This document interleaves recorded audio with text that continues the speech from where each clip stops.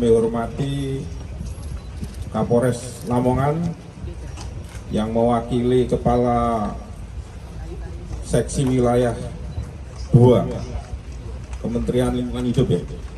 Kemudian yang kami hormati Kepala Dinas Kehutanan Provinsi Jawa Timur. Yang kami hormati Kepala Pemantau dan Evaluasi Pemanfaatan Hutan Produksi dan Hutan Lindung BPHL Wilayah 7 Surabaya. Serta rekan-rekan media sekalian. Pada sore ini saya mengucapkan terima kasih rekan-rekan sekalian sudah sabar menanti. Harusnya tadi jam 14 kita melakukan rilis karena situasi dan kondisi sehingga kita undur kurang lebih 1 jam. Pada kesempatan ini, Direktur Tindak Pidana Tertentu Bareskrim akan melakukan rilis terkait tindak pidana kehutanan. Adapun konstruksi peristiwa maupun konstruksi hukum nanti akan dijelaskan langsung oleh Pak Direktur Tindak Pidana Tertentu Bareskrim. Kepada yang terhormat Brigjen Pol Nunung Saifuddin SIK MM dipersilakan. Beliau ini seumur hidup. Bismillahirrahmanirrahim. Assalamualaikum warahmatullahi taala wabarakatuh. Waalaikumsalam. Yang saya hormati Pak Kabid Humas Polda Jatim, rekan satu kamar saya dulu waktu Taruna, Mas. Pak Dirmanto. Yang saya hormati Kasubdit 3 Ditipiter Bareskrim Polri Pak Febi, juga Dirkrimsus Polda Jatim ya, Pak Lutfi Sulistiawan. Yang saya hormati Kapolres Lamongan yang punya wilayah, kemudian rekan-rekan dari instansi terkait yaitu Pak Taqiyuddin Eshud MP selaku Kepala Balai Gakum Jabal Nusra. Yang saya hormati yang mewakili Pak Agus Mardianto selaku Kepala Seksi Wilayah 2 Lingkungan Hidup Surabaya. Kemudian saya hormati juga Pak Jumadi selaku Kepala Dinas Kehutanan Provinsi Jawa Timur, atau yang diwakili ya. Dan Pak Rahes Nur Cahyo selaku Kepala Seksi Pemantauan dan Evaluasi Pemanfaatan Hutan Produksi dan Hutan Lindung Wilayah 7 Surabaya. Dan tak lupa juga yang saya cintai, saya banggakan rekan-rekan media yang saat ini meliput kegiatan kami di Polres Lamongan, wilayah hukum Polres Lamongan, yang saya cintai, saya banggakan.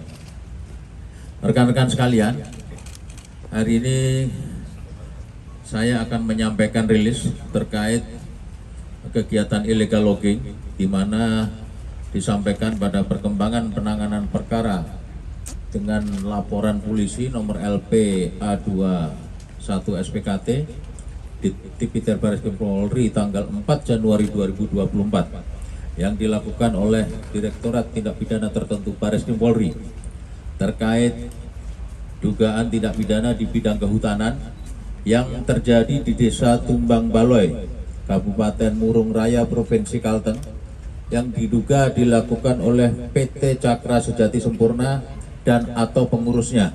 Informasi dugaan tindak pidana kehutanan di Desa Tumbang Baloi, Kabupaten Murung Raya, Provinsi Kalteng, dan di mana di dalam penyelidikan ditemukan tunggak bekas tebangan dan jalan yang dibuat menggunakan dozer dengan menggunakan bulldozer. Adapun areal tebangan tersebut berada bersebelahan dengan PT Cakra Sejati Sempurna yang selanjutnya kami sebut dengan PT CSS. PT CSS ini merupakan perusahaan yang bergerak di bidang pemanfaatan hasil hutan atau kayu hutan alam. PT ini memiliki areal perizinan berusaha pemanfaatan hutan atau PPPH yang berada di KM 58 Desa Tumbang Baloi, Kabupaten Murung Raya, Kalimantan Tengah. Namun demikian, dari hasil pengambilan titik koordinat yang dilakukan oleh ahli dari Balai Pemantapan Kawasan Hutan Wilayah 21 Palangkaraya dan overlaykan kepada peta izin lokasi PT CSS, diketahui bahwa lokasi tunggak bekas tebangan berada di luar izin areal PT CSS. Kemudian setelah itu kita tingkatkan pada proses penyidikan pada tanggal 6 Januari 2024 kita sudah memeriksa 13 orang saksi dari PT CSS. Kemudian kita juga sudah melakukan pengambilan titik koordinat dan lacak balak bersama-sama dengan ahli dari Balai Pengelolaan Hutan Lestari wilayah 10 Palangkaraya dengan hasil sebagai berikut. Kegiatan penebangan pohon yang dilakukan oleh PT CSS di luar konsensi seluas lebih kurang 300 hektar.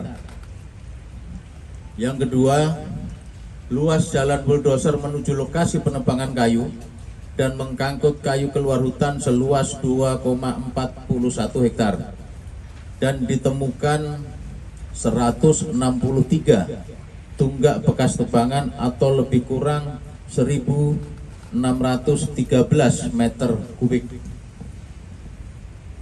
Selanjutnya dalam proses penyidikan kita juga sudah memeriksa atau menyita barang bukti, di antara lain adalah dokumen SKSHHK KB, nota angkutan kayu, 1 unit handphone milik tersangka, 1 unit logging truck PT CSS, 1 unit well loader PT CSS, 1 unit bulldozer milik PT CSS, 1 unit ekskavator PT CSS, dan 2 unit chainsaw milik PT CSS.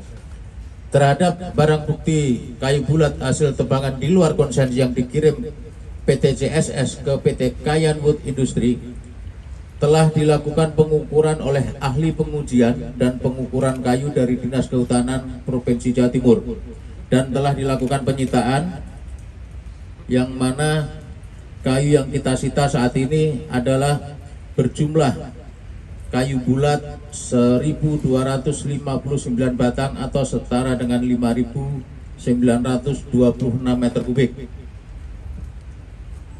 Jumlah kayu bulat yang disita sebanyak 355 batang setara dengan 1.566 meter kubik. Ini masih kita kembangkan karena kita sudah mendapatkan informasi masih ada beberapa yang dalam perjalanan dari Kalteng menuju Jawa Timur. Nanti tolong Pak Kasubdit agar ini juga ditindaklanjuti koordinasi dengan Dirkrimsus Polda Jatim. Dengan Undang-Undang Nomor 6 Tahun 2023 tentang penetapan peraturan pemerintah pengganti Undang-Undang Nomor 2 Tahun 2022 tentang Cipta Kerja. Nah, ini bisa dijerat dengan pasal dengan pidana penjara paling singkat 5 tahun, paling lama 15 tahun, serta pidana denda paling sedikit 5 miliar dan paling banyak 15 miliar rupiah.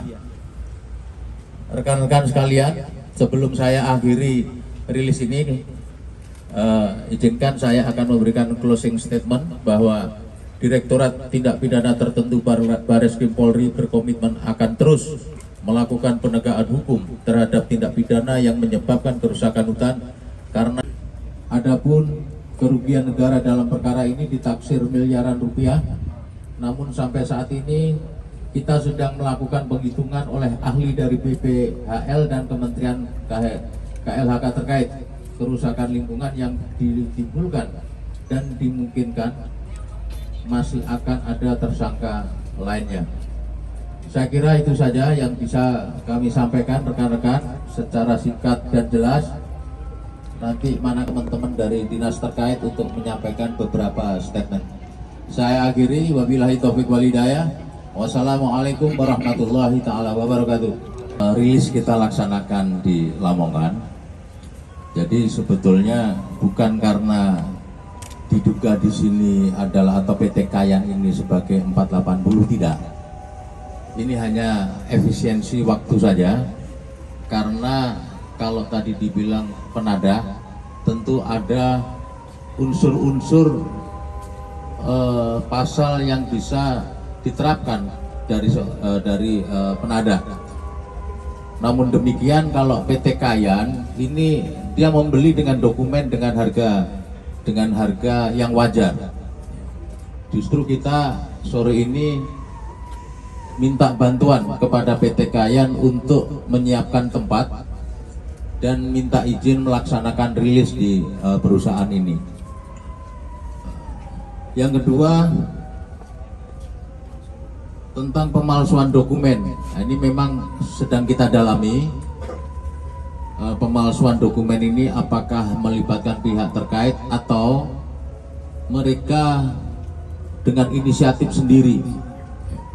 Sehingga ini masih perlu pendalaman, nanti akan kita sampaikan lebih jelasnya pada rekan-rekan manakala sudah ada perkembangan lebih lanjut.